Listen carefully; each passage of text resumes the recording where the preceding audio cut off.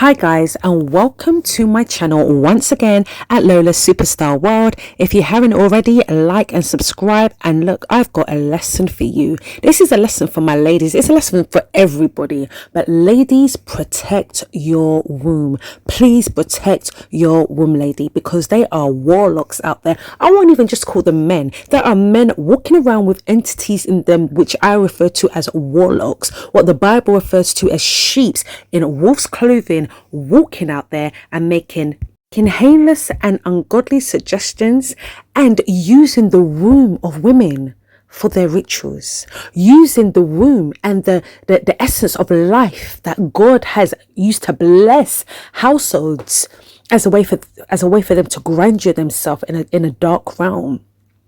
I'm utterly disturbed and disgusted by the things that I am hearing, and I'm out here to warn my sisters out there. Integrity is key. Holiness and righteousness is key. God says, thou shalt not commit adultery. It is a commandment. God also said we should keep our temples, which is our bodies, pure. He does not like unholiness. He's not pleased. He does not like fornication. And this is just another layer to it. Recently, Pastor Prophet E.J. Newton, who was once part of the triad, but who's been pulled out by the grace of God, he's done an interview, and he was able to reveal some of the workings of iniquity that is going on in the realm of darkness, and how they're using and abusing women. They're going into relationships with women only to abuse that trust, to abuse the life that God has given, and to use it to enrich themselves in the dark realms. No, ladies, no. I'm not here from it. Holiness is key, and we're going to expose the iniquity of the darkness, and I'll say the rest of my piece afterwards. Protect your womb. Yeah, celibacy is key. Don't commit fornication. Don't commit adultery. Wait till you are married. If he isn't going to put a ring on it, then he don't like it that much. It's insulting for a man to try and lie with you and not even give you a ring. It's disrespectful. Men nowadays like to talk about disrespect. That in itself is disrespect. It's a disrespect to our God. It's a disrespect to the mantle that they have over them as being the head of a household. Yeah?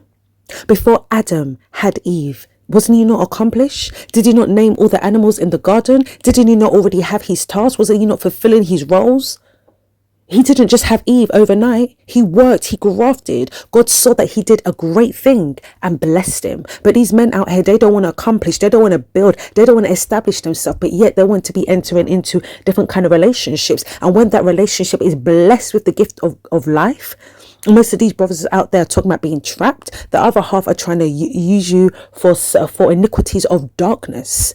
No, it is not on. But guys, I'm going on a rant. You know me. Let's listen to these clips and we will discuss more. Come on, ladies, we got this. And after this had taken place, he said, I think we made them. And he was speaking about children, like what I was feeling and whatnot. And he told me, do you want me to ask God? And I was like, sure. Like I said, okay, but I know that I am. So after that, the next day, I wake up, I go to the restroom, and I see blood. I remember seeing this girl, and she had flown into town, and, she was like, where are you? I told her I was. Hung out with her, same night. No remorse. I didn't feel anything. I was angry. I'm doing a live stream on Instagram, and I see a message that says, I'm pregnant. I blocked her. I had blocked her. So I was like, dang, I shouldn't have done that. This is after the fact. First, no remorse. Now I was like, I shouldn't have done that. I'm gonna ghost you. I don't want to do that again. Okay. So I blocked her. But on the cell phone, she came on my Instagram live and said, I'm pregnant. So I was like, oh, what a testimony. I knew who she was, but I had to play it off. I said, what a testimony. The Nigerian came out. It came out. I said, we got to go off live right now. The Lord is doing things. I'm going to talk to y'all soon.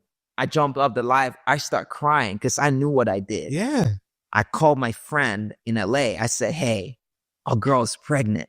I'm about to start a fellowship. What's going on? I said these words. I said, I've ruined the future of my ministry. He said, no, I'll call someone. He'll help us. I was desperate. I said, call him. So he called this other person, and the person said, I'll help you with the pregnancy. He said, sow a seed of $4,444. What's up with the number? I don't know. I found it. I found $4,444. He said, give me the name and the picture. I sent the picture. In my head, I'm like, this sounds like something crazy. I'm Nigerian.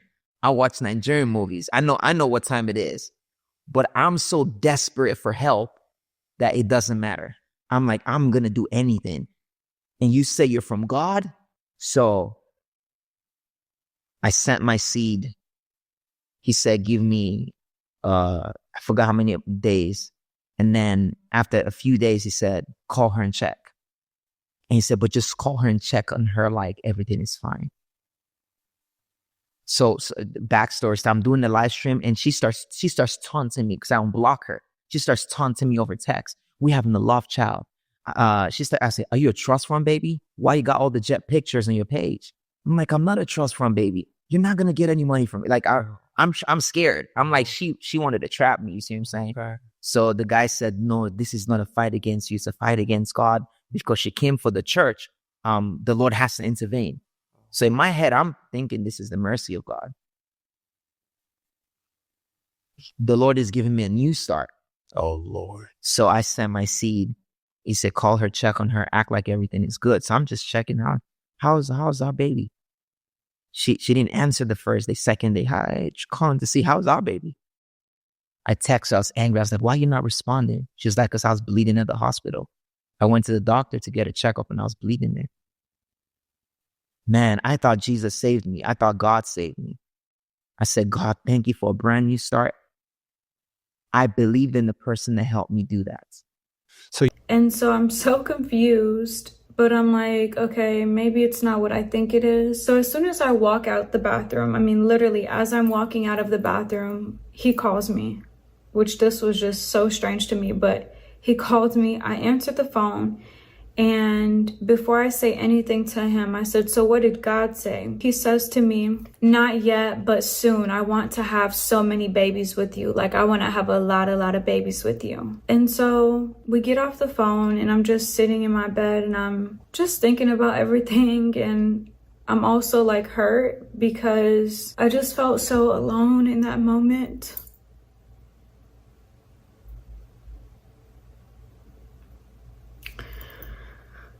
Jesus help me.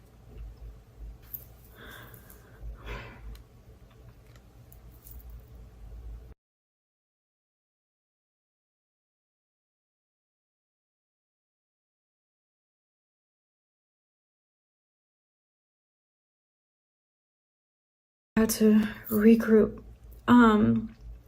I do want to mention that I have talked to other women that were involved with him, and they had told me that they too had experienced very similar situations where as soon as they would tell him about a pregnancy, within a couple days or even hours, like myself, they would start bleeding and lose pregnancy mysteriously.